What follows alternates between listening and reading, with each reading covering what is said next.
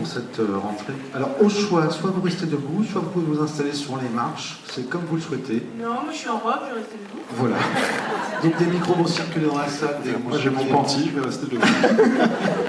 Dès que vous souhaitez réagir, intervenir, poser une question, levez la main de façon à ce qu'on puisse vous emmener un micro pour que tout le monde puisse vous entendre. Et comme je vous dis, voilà, à chaque fois, dès qu'on a la chance d'avoir à l'issue de la projection voilà, des représentants de l'équipe du film, c'est toujours un plus qu'un plus, surtout pour ce film, comme je vous ai dit tout à l'heure en présentation, dont on est vraiment très heureux de vous présenter ce soir. Oui, allez-y monsieur. Bonsoir, votre film est formidable. Merci. Il m'a beaucoup plu, il a plein de qualités. Les gens je pense qu'on va en parler tous ensemble. Et il y a quelque chose qui se signale dans votre film, c'est votre passion des acteurs et votre formidable manière de diriger. C'est pas très étonnant parce que vous venez du théâtre, on l'a dit tout à l'heure. Moi j'ai eu la chance de vous voir en 2006 au théâtre Antoine Vitesse, ici même, où vous jouiez le Belvédère de Von Howard, Oui, c'est vrai. avec Hélène et Alexandridis qui est dans le film. J'ai même pas payé lui.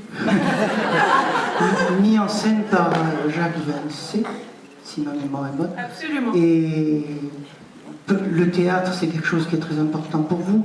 Vous allez, au mois de janvier, vous allez en parler, j'espère, faire un projet avec Dominique Bluzet, qui vous a demandé de mettre en scène L'or et la paille.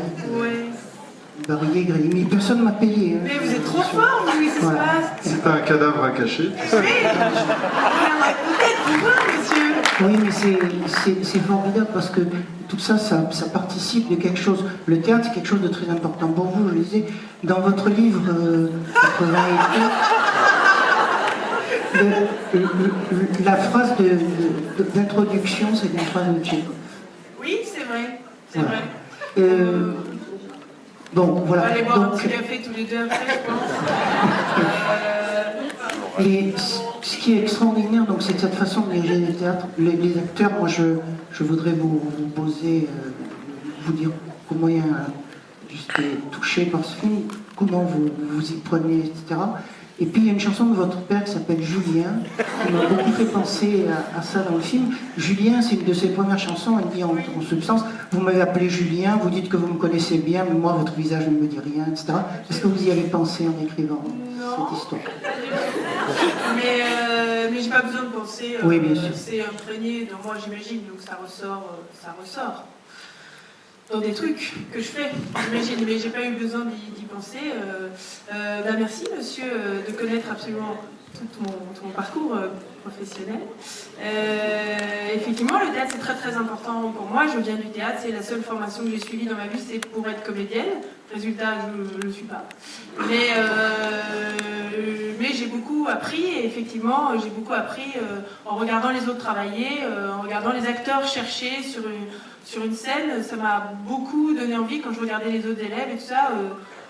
J'aimais ça profondément et du coup je pense que j'adore, c'est vrai, vous avez raison, j'adore regarder travailler les acteurs, j'adore les acteurs, les bons acteurs, j'étais bien servie sur ce film et voilà, ça m'a donné l'opportunité, même si maintenant moi je joue plus, d'avoir éprouvé ce que c'est que de jouer, de savoir, d'avoir un vocabulaire commun avec eux, de savoir collaborer ensemble. Voilà, il y a certains metteurs en scène qui sont très très forts mais qui ne connaissent pas et donc c'est intimidant pour eux les acteurs, etc. Moi ils sont pas intimidants pour moi parce que je vois leur fragilité, je vois leur force et ils m'épatent et voilà, et c'est vrai que c'est un scénario qui a été écrit vraiment pour être joué. Voilà, je pense que je l'ai écrit pour que les gens le jouent et que moi je sois aux premières loges derrière mon combo avec mes petits écouteurs pour les regarder faire. Ouais. Autre question-réaction. Alors, on a beaucoup de choses dans cette première intervention, mais lâchez-vous, hein, vous n'êtes pas obligé de monter. C'est vrai que la barre est haute pour annoncer. Bonsoir. Bonsoir. Alors, merci. Le film est exceptionnel. Mais Merci. est-ce que vous avez vu Match Point de Woody Allen par rapport au déroulement et à la fin du film? Et était-ce une gageure de ne jamais entendre Laurent Lafitte chanter? Alors, j'ai vu Match Point, qui est un film que j'adore. J'y ai pensé évidemment parce qu'en plus il y a cet objet de cinéma qui est l'anneau qui revient. C'est un film assez sombre aussi. Après c'est plus sombre, Match Point, quand on le revoit. Moi j'étais surprise de voir à quel point c'était pas drôle du tout pour un Woody Allen. Mais c'est un film formidable. Et il y a un autre Woody Allen qui m'a beaucoup inspiré, c'est Crime et délit, qui est à la fois drôle et assez sombre comme ça aussi. Voilà, j'y ai beaucoup pensé. Et oui, c'était un parti pris au départ de ne pas faire chanter ce chanteur. Parce que ça ne m'intéressait pas du tout de faire écrire des chansons qui seraient probablement un petit peu bancales, de les faire enregistrer par Laurent qui par ailleurs chante très bien. Donc c'était pas ça le problème, c'était un truc à la base. Non, mais je sais que je chante très bien. Et voilà, mais par contre je savais que peut-être je créerais un manque de ce côté-là en me disant que les gens combleraient ce manque par en sachant, en voyant bien quel type de chanteur c'était, c'est-à-dire un chanteur qui est là depuis une vingtaine d'années, qui a ancré sa carrière dans la culture française, dans le cœur des gens, une espèce de variété un peu exigeante comme ça. Et je me suis dit, les gens mettront le chanteur qu'ils veulent et les musiques qu'ils veulent, les chansons qu'ils veulent, que ce soit celle de Cabrel, de Souchon, de mon père, de n'importe qui. Par contre, on a fait un travail de titan avec Laurent et avec toute l'équipe de Déco pour travailler sur sa carrière, voilà, sur ces archives-là qui courent sur une vingtaine d'années, 8 albums, des concerts, des machins. Ça par contre, ça nous a pris beaucoup d'énergie et le concours de Laurent, bien sûr, énormément. Non, pas vraiment, finalement. Si. Alors, autre question, réaction, si vous pouvez amener juste le micro, et je profite pour faire un petit peu une sorte de transition avec Laurent Lafitte de la Comédie Française. Vous ne me dites pas ça à chaque fois. Qui chante très bien et qui danse très bien, mais qui ne chante pas et qui ne danse pas dans ce film, et donc c'est ce qui vous a donné envie de participer à ce film. Non, c'est pas ce qui m'a donné envie de participer à ce film, mais disons que je trouvais ça intéressant en tout cas de ne pas tomber dans ce qui pourrait être un écueil.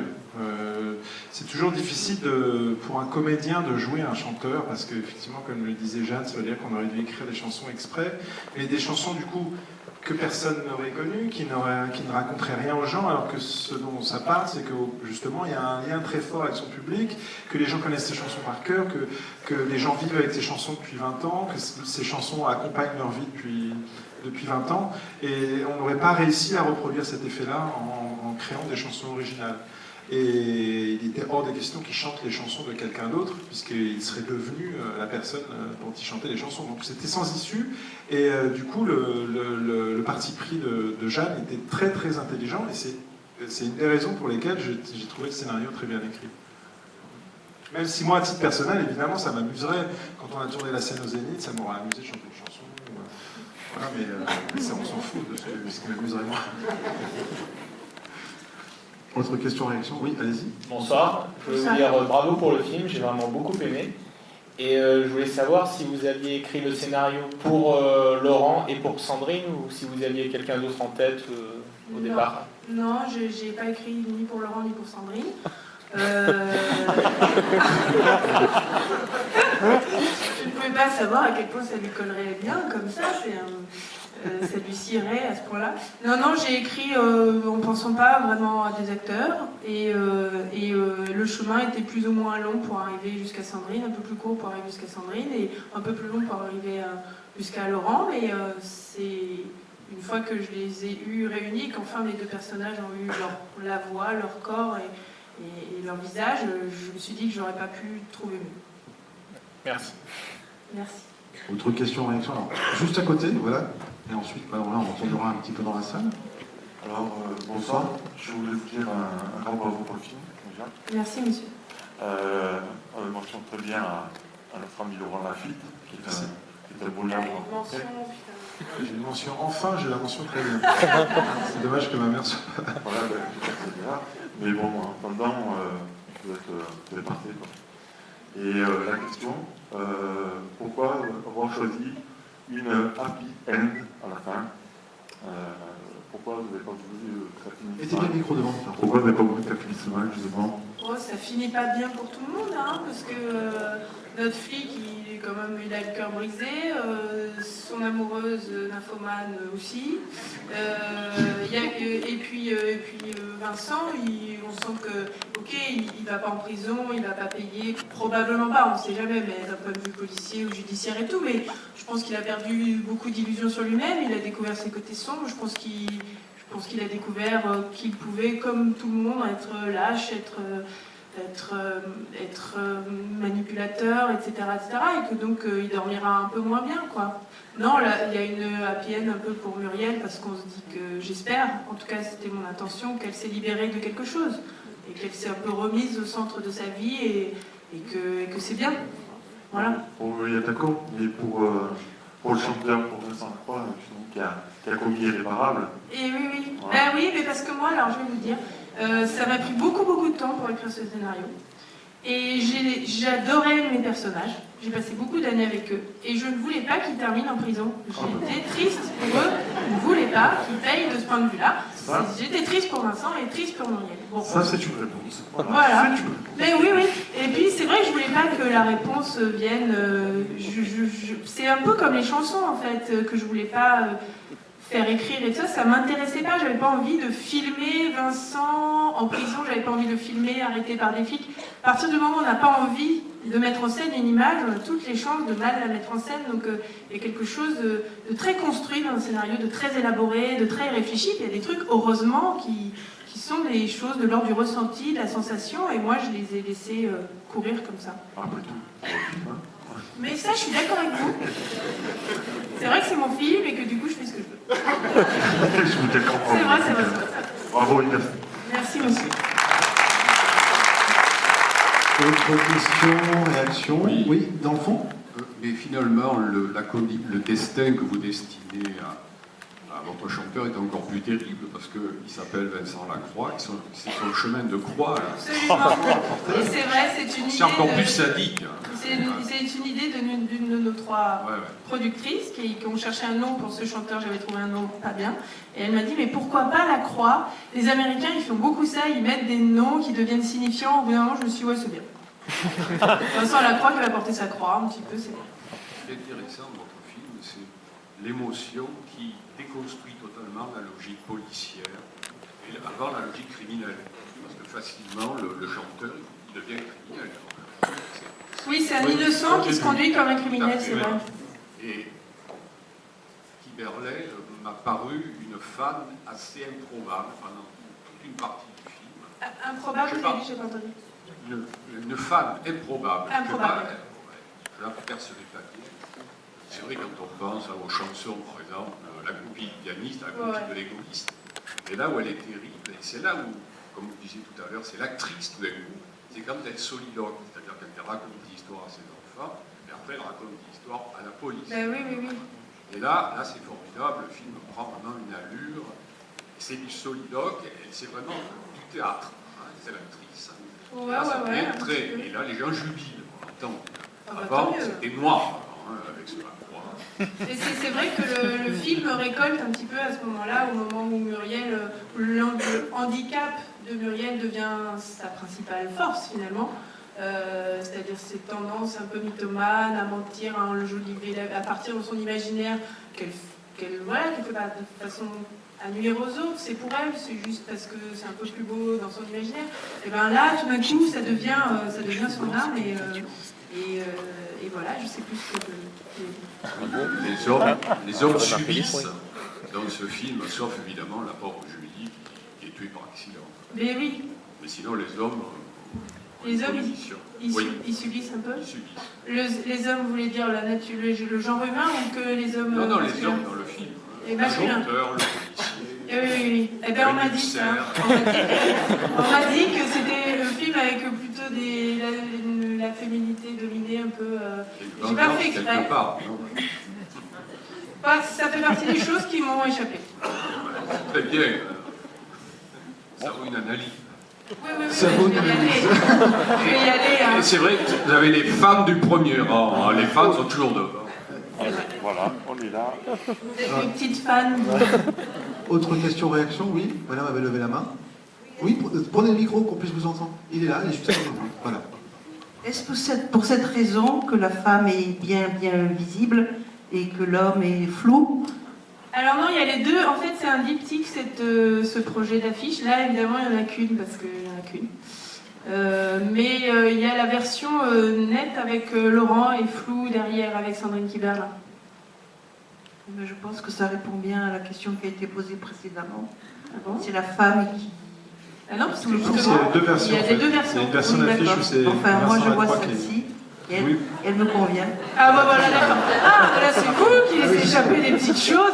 Donc C'est l'analyse, bien. c'est pour vous en fait. Autre question ou réaction pour ceux qui comptent faire ou qui ont déjà fait une analyse aussi, vous pouvez réagir. Vous êtes déjà intervenu s'il y avait une autre question ou réaction? Oui, le micro arrive à vous. Bonsoir madame, félicitations pour ce film magistral. Est-ce qu'inconsciemment vous n'avez pas été influencé par le fait divers Bertrand Cantat et Marie Trintignant? Ben, je peux pas dire jamais, mais en fait, je crois pas parce que je crois que j'ai commencé à y songer avant, c'est vous dire si ça remonte. Et en plus, non, en fait, j'en serais très peinée qu'on y pense beaucoup parce que moi, non seulement j'y ai pas pensé, mais j'ai absolument rien à dire sur ce fait divers que j'ai juste trouvé bouleversant et triste. Et donc, j'ai rien à dire ni sur Cantat, ni sur Trintignant. Donc, comme j'ai pas de point de vue, j'aimerais pas qu'on m'en prête. Et non, j'espère qu'on n'y pense pas trop en voyant le film.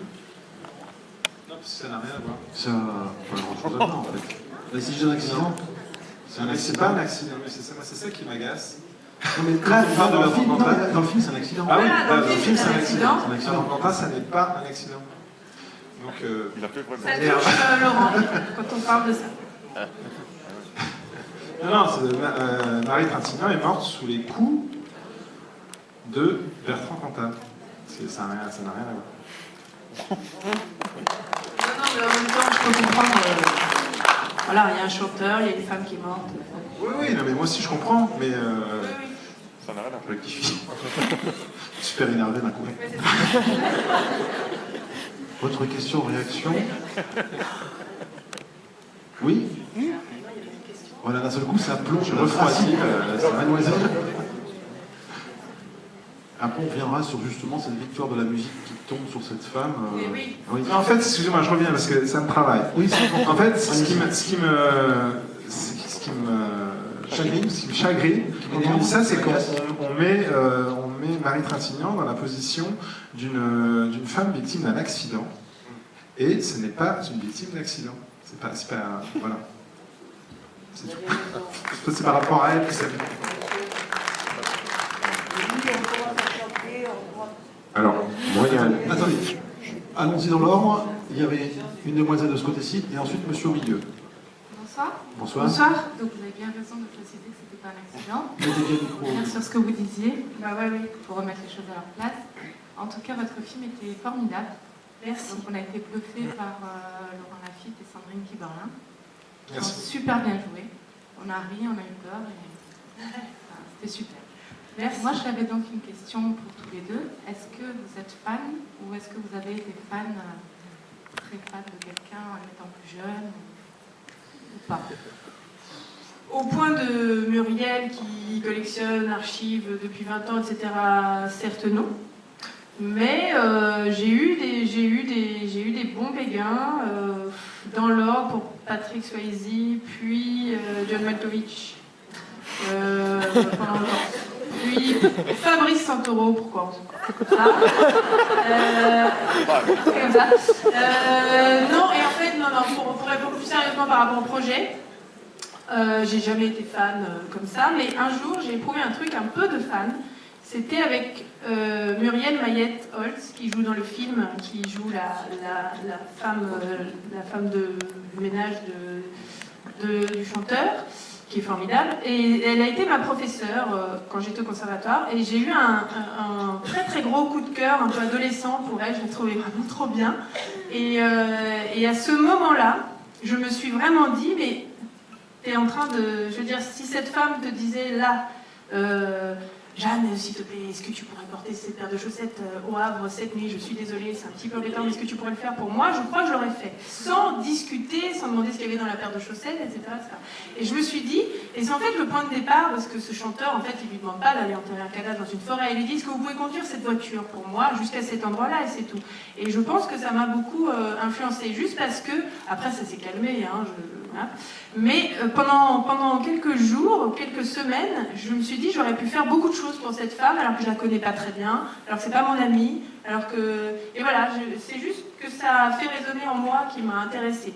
Mais sinon, non. Et toi? Je parlais trop longtemps.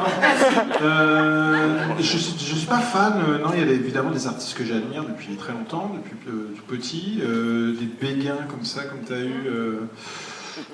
Non. Non, après c'est plus du fantasme. Intéressant. Non, j'aime bien les objets qui se rattachent à des gens que j'admire par contre. J'ai un autographe de James Stewart, je suis très ému de savoir qu'il a touché ce papier, qu'il a écrit dessus. Ah, c'est pas mal quand même. C'est un truc un peu fan, voilà. Et à la Comédie Française, on a une salle des archives où il y a des documents aussi qui sont assez émouvants à consulter. Il y a la montre de Molière, il y a le bonnet qu'il portait le soir de sa mort dans le Malade imaginaire. Enfin voilà, j'aime bien quand des objets ont une histoire et sont rattachés à des artistes que j'aime. Je deviens pas fan, mais un peu, je suis ému quoi, par des choses qu'ils ont touchées. Ok, merci. De rien. Réaction, Bonne monsieur? continuation. Oui. Merci. Merci. Alors, moi, il y a un autre film avec Laurent que j'adore, c'est Les Beaux Jours. Merci. Ouais. Et donc, la question, ça serait être dirigé par une femme, est-ce que ça conditionne vos choix? Non. Non, je ne vais pas accepter un film parce qu'il est fait par une femme, mais j'aime bien travailler avec des femmes, que ce soit avec Jeanne, avec Marion Vernou, avec Zabou Bretman, avec qui je travaille beaucoup. Oui, j'aime bien, ouais. J'aime bien. Pour Jeanne, Ouais. le côté drôle dans une histoire dramatique, c'est une intention de départ ou c'est venu? Oui. D'accord. Bah oui, mais c'est aussi ce qui a rendu le film un petit peu compliqué à monter, ça a été assez long, c'est parce qu'il avait vraiment